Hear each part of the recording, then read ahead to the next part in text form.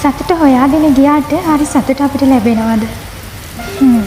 මහා වැස්සක් වැහගෙන එනකොට බලා ඉන්න ටිකක් දැනේවි ඔබට හරිම සුන්දර හැඟීම් ගොඩක්. මහා සුළඟක් අතරින් පා වෙලා යන නිහඬතාවය දෙස බලන් ඉන්න. වැටේවි ඔබට ජීවිතය අනියත බව. සතුට සොයාන යන හැඟීම් වලට තිත තියන්න. නියම සතුට දැනේවි ඉක්මනින්ම. නිදහස් වෙලාවට යන්න පන්සලට. මුතුන් වඩින්න. නිමක් නොමැති මහා නිස්කලංක බවක් එක්ක හිතට මහා පුදුම සතුටක් දැනේවි ඔයාට. ජීවිතේ මඟ කියන අම්මා තාත්තා එක ටිකක් නිදහසේ කතා කරන්න. කියා දෙයි ජීවිතේ සතුට මොකක්ද කියලා. මහා වැස්සට පෙරනිමිති කියන කළුව රහසක් දිහා බලන් ඉන්න.